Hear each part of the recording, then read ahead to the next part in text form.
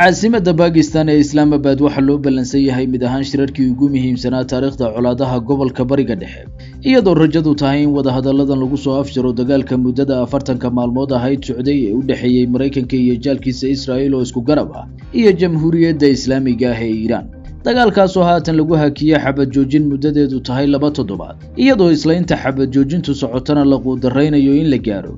heshiis rasmi ah oo lagu joojiyo dagaalkan dunida oo dhan saameyntiisa tabani wada gaartay wafdi ka socda Iiraan oo markan hogaaminayo gudoomiyaha baarlamaanka dalkaas Maxamed Ghalibaf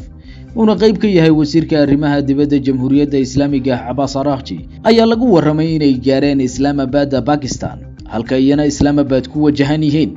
wafdiga ka socda Mareykanka ee shirkan ku metelaya oo uu hogaaminayo madaxweyne ku-xigeenka dalkaas JD Vance iyo wakiiladii hore wada hadallada Mareykanka ugu qaabilsanaa waa idmanaha aqalka cad Steve Witkoff iyo wiilka Trump xididka la ah ee Jared Kushner lagu magacaabo Pakistan waxa ay ducahan u qaban doontaa wada xaajoodiyo marka hore ku bilaaban doona shir duceedyo ay dhinacyada qolo walba gaarkeeda ula yeelan doonto sida la wariyay ilaa la isla go'aamiyo hanaanka la isku hor fariisanayo iyo diiradda caynka heshiis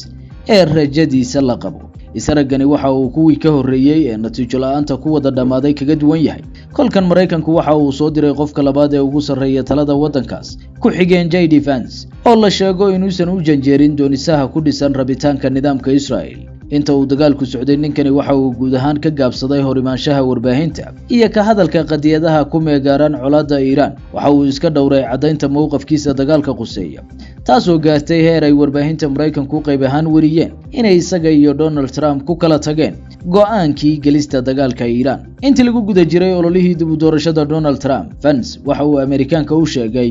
inuu Trump ku garab taagan yahay inuusan Mareykanka gelin doonin dagaal dambe oo ay naf iyo dhaqaaleba ku waayaan waxaase taas xigtay markhaanti u noqoshada Mareykanka oo galay mid ahaan dagaaladii ugu hadafka iyo hiraalka liitay oo ilaa hadda Washington aysan cadayn karin sababta ay u gashay iyo natiijada ay ka hoyday midkoodna isbirsiga aragtiyaha la xiriira afkaarta ninkan ee qadiyadaha dagaalkanina waxa ay abuurtay yididiilo ah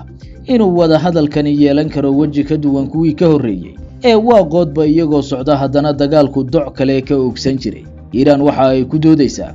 in goor horeba ay xabad joojinta lagu heshiiyay wiiqantay kadib markii nidaamka Israa'iil iska sii watay dagaalka ka dhanka Lubnaan waxa ay Tehran ka digtay in sii socoshada weerarada Israa'iil ee Lubnaan ka dhanka ah ay sababi doonaan in xabad joojintu burburto